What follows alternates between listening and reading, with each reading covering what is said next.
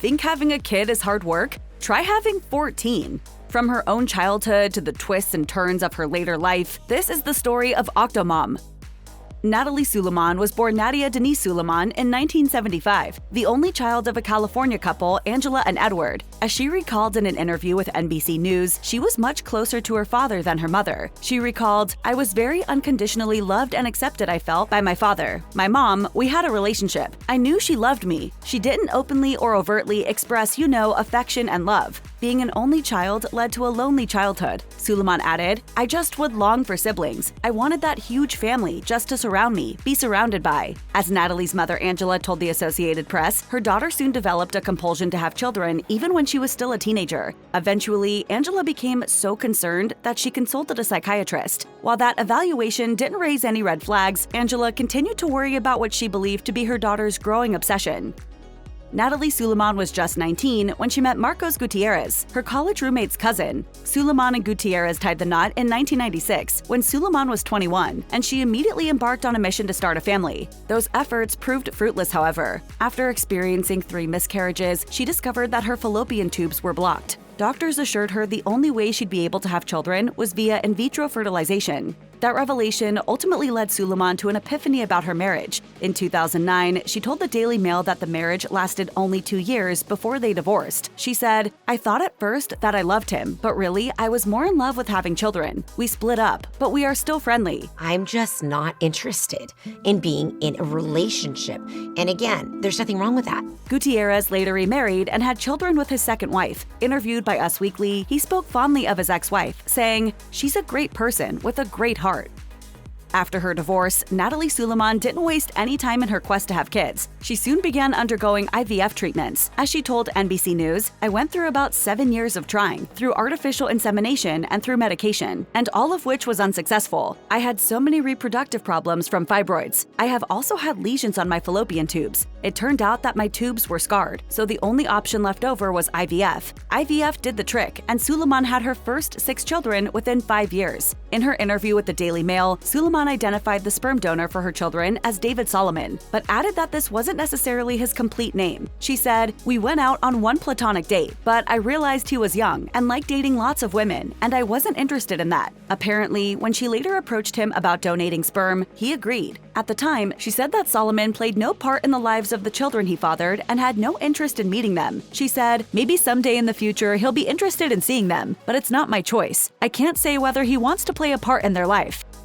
Natalie Suleman's numerous IVF treatments left her with several fertilized embryos that she froze for future use. When she decided she wanted to have just one more child, she enlisted the services of a fertility specialist, Dr. Michael Kamrava. Leaving nothing to chance, Kamrava implanted all 6 embryos in Suleman, even though it's recommended not to implant any more than 2 at a time. Yet Suleman was convinced that only 2 of those embryos could result in pregnancy. She later told the Daily Mail, "I knew there was a limited time frame in which I could have children, and I had just 6 embryos left, and I was determined to use them all. I would have been very happy with just one more baby." Of course, that didn't happen. Instead, 2 of those 6 embryos split, with all 8 growing to fruition. Upon discovering she was expecting octuplets, Suleman instantly understood what she was facing. She noted, "With the 6, I have no problems, but I'm expecting 14 to be extremely challenging. I can't say I regret my kids. I love them, But at that moment, I regretted it all." At about 30 weeks, one of the babies had stopped growing, prompting emergency intervention by doctors. Suleman told NBC News, blood flow from the placenta to him had stopped, completely stopped. On January 26, 2009, all 8 babies were delivered via C-section, a complicated procedure that needed to be completed with the utmost speed and precision. Suleman recalled, "They have everything prepared, and they had different respiratory therapists ready, and nurses ready. There was about maybe 46 or so."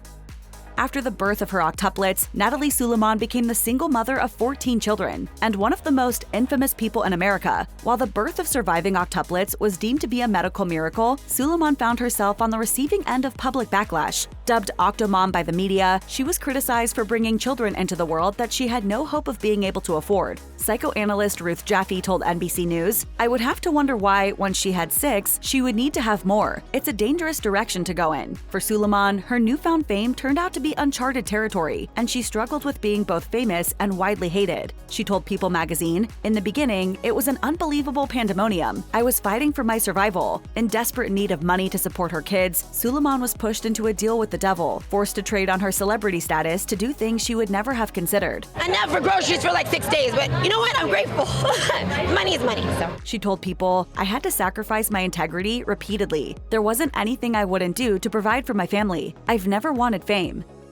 While Natalie Suleman was caring for her 8 infants and 6 other kids under the harsh glare of the media spotlight, attention shifted to the physician responsible, Dr. Michael Kamrava. Kamrava was expelled from the American Society for Reproductive Medicine for his part in Suleman's pregnancy, and this was only the beginning of the problems he would face. In 2011, Kamrava's license to practice medicine in the state of California was revoked due to negligence. The California Medical Board concluded, while the evidence did not establish Kamrava as a maverick or deviant physician, oblivious to standards of care in IVF practice, it certainly demonstrated that he did not exercise sound judgment in the transfer of 12 embryos to Suleman. Kamrava attempted to get his license back, blaming negative media attention for his downfall. He was ultimately unsuccessful. Well, it's been very traumatic. And while Suleman continued to support Kamrava publicly, she later came to wish that she hadn't. She told People magazine, "I kind of threw myself under the bus to cover for him. I definitely regret not suing him because his insurance would have been paying, and it would have been helpful, but I didn't have the heart to. I wouldn't have had any of my kids if it weren't for him."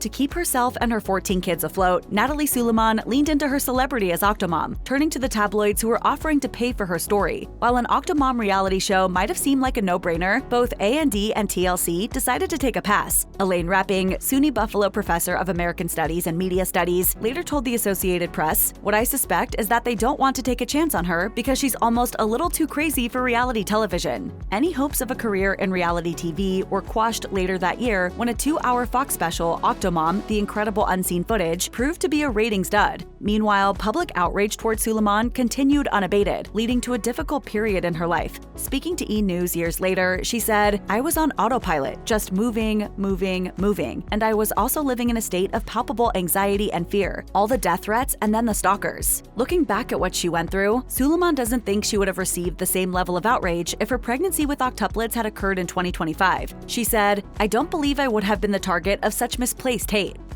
By 2012, Suleman had filed for bankruptcy, citing debts in excess of $1 million.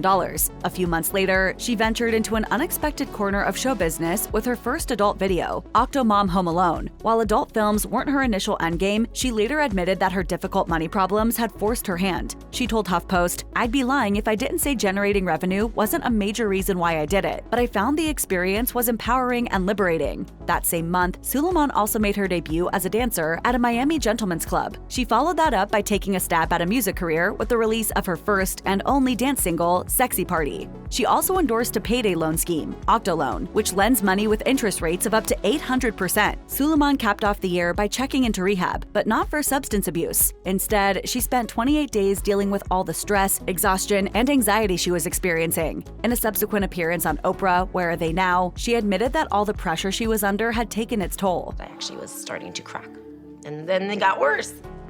In 2014, Suleman added yet another job to her resume, convicted criminal. In late 2013, ABC News had reported that she was under investigation for welfare fraud due to claims she'd lied about her income in order to receive government assistance. According to Suleman's rep, Gina Rodriguez, Suleman's stint in rehab sucked up most of her savings, and she only intended to rely on welfare for a short period of time. In January 2014, Suleman was officially charged. Prosecutors claimed that she'd filed for federal assistance the previous year, but neglected to report almost $30,000 in income she'd brought in from dancing and making adult videos. If convicted, she faced serving more than 5 years in prison. An additional charge followed, claiming that Suleman had falsely received more than $10,000 in California state medical benefits because she lied on her application. Suleman ultimately entered a plea of no contest. She managed to avoid jail time when the judge in the case sentenced her to 2 years probation, in addition to 200 hours of community service. She was also ordered to pay $26,000 in restitution. After narrowly avoiding jail, Natalie Suleman removed herself from the public eye. In 2018, she told the New York Times that she was working as a counselor, having retreated from the limelight for the sake of her children. Speaking about her own fame, she said, "We were struggling financially, but it was such a blessing to be able to be free from that. Those were chains." In 2025, Suleman re-emerged to tell her own story, this time on her terms. The result was the Suleman-sanctioned Lifetime movie, I Was OctoMom, the Natalie Suleman story, as well as a companion documentary series broadcast on Lifetime titled Confessions of OctoMom. Speaking with People magazine about why she went quiet, Suleman echoed what she told The Times all those years earlier. She said, "The life I was leading was not only destructive, it was dark. It was the antithesis of who I am as a person." Meanwhile, OctoMom's kids were growing up fast. Interestingly, Suleman credited her 16-year-old Octuplets for her return to the public eye. She told ABC News, "My whole family wants us to share our truth, to take our narrative back. My young ones are 16, and they've been urging me, strongly encouraging me, for years to share my truth."